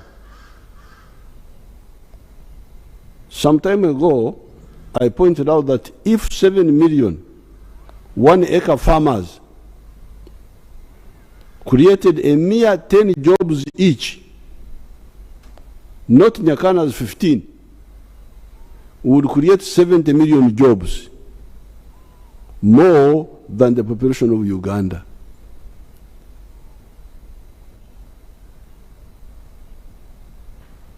And if you want to know that this is possible, you should find out how many Africans came from other countries and came here. Banyarwanda, Burundi, people from South Sudan, from Tanzania, They came because of the few economic activities which were going on during the colonial times. Coffee, cotton, kajo, sugarcane. That's how they came. They came because the internal labor was not enough. The labor within Uganda was not enough. So these Africans from other areas had to come. So even now, if we implement this, we shall have so many jobs that the Ugandans will not be enough. Therefore, no games, please.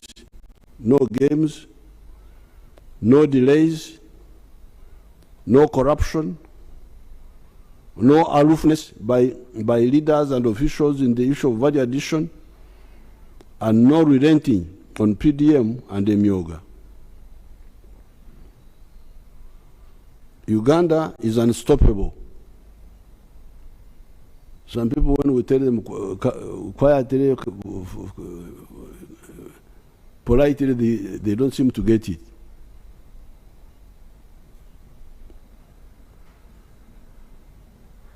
On the side of agriculture, I did not talk about irrigation, solar-powered irrigation, because that one is very, very crucial to be able to stabilize agriculture.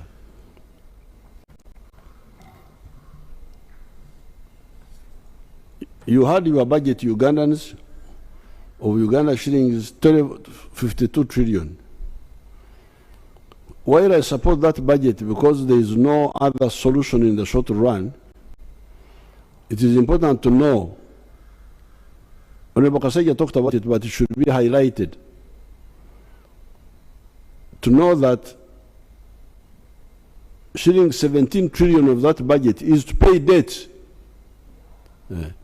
He talked about it towards the end of his speech. He talked about it, but it should be highlighted. The 52 trillion you are talking about, 17 trillion of it is to pay debts. Amawanja. Many of these debts were being pushed by the neo-colonial public servants until recently, when I put down my foot and insisted on approving every loan. That's why you hear that these loans take time now to be approved, because I insisted I must approve of every loan, external loan. Because all this money was not worth borrowing. If you audit it, it was not borrowed for a good purpose.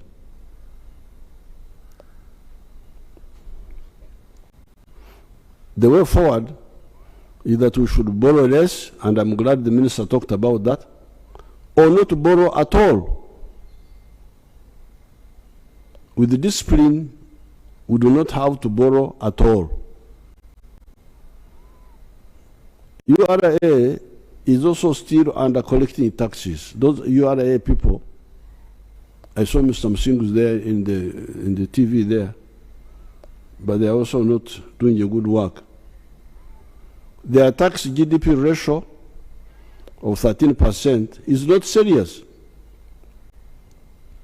In Europe, countries like Holland, our tax GDP ratio of 39.7%.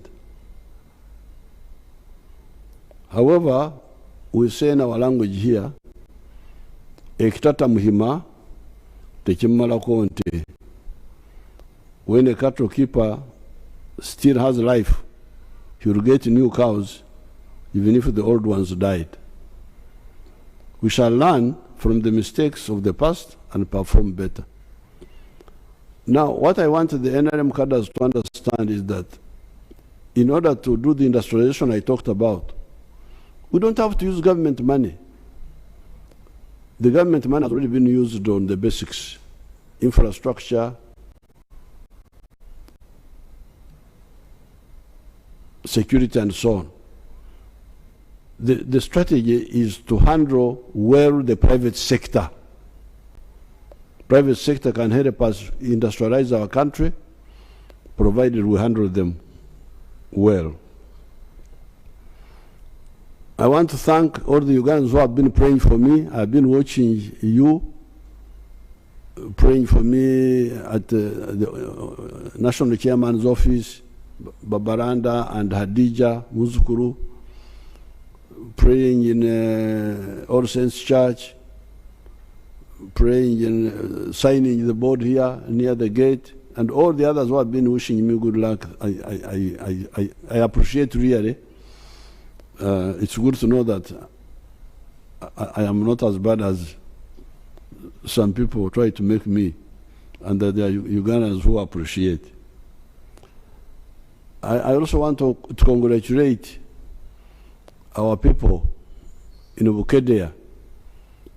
What Right Honorable Speaker spoke about, I was following our guard there, Akol, was elected as chairperson with a big majority after the death of the other of the chairman, who was also NRM. I congratulate all those who are involved. I congratulate Right Honorable Anita Among, because she was she helped us a lot. It's not illegal for Speaker to have a clan. Is it in the Constitution that a Speaker must have no clan, including a political clan? So if it's not unconstitutional, then I want to salute her. And the NRM people who stood down, because there were NRM people who stood down for our call. So I thank you, and I wish everybody good luck. Next time when I come on the TV, I will talk about Corona, because now I am an expert, and I'm also a veteran of Corona. So you count me among the veterans. Thank you very much.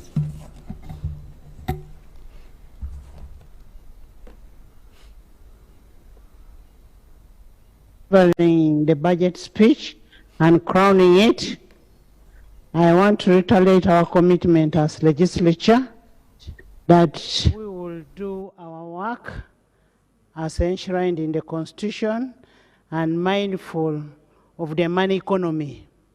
We'll do what all it takes, but mindful of the money economy, and we'll always ensure that there is value for money. We will not allow anything else but value for money for us to increase money in the economy. Thank you so much for us to be able to get what we want. Thank you. Adjournment. I want to once again thank the President of the Republic of Uganda and all the dignitaries that were invited and have attended this very special function. In a very special way, I want to thank Mama Janet Museveni for taking good care of our president. We want to thank you so much, and we keep praying for you and the family, and we wish our president a very fast recovery. We want you out there to do work for this country. We are adjourning the House to Tuesday at 2 p.m., 20th June 2023. The anthems.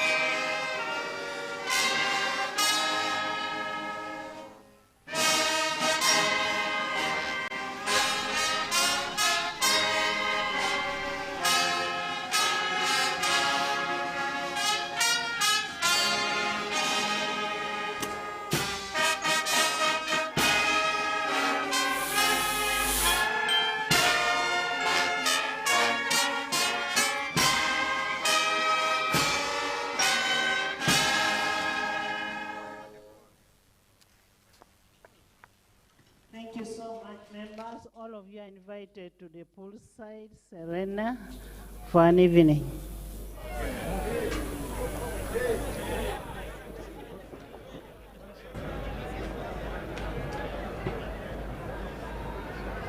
So, a good evening to all of you. My name is Timothy Nyangos and this is UBC. Even as we get to the end of this national budget reading 2023-2024, a lot has been said. The president was here just a few minutes. He addressed a few things about import substitution and also spoke a lot about, you know what, this oversight role, what does it get us unless we get out of this poverty?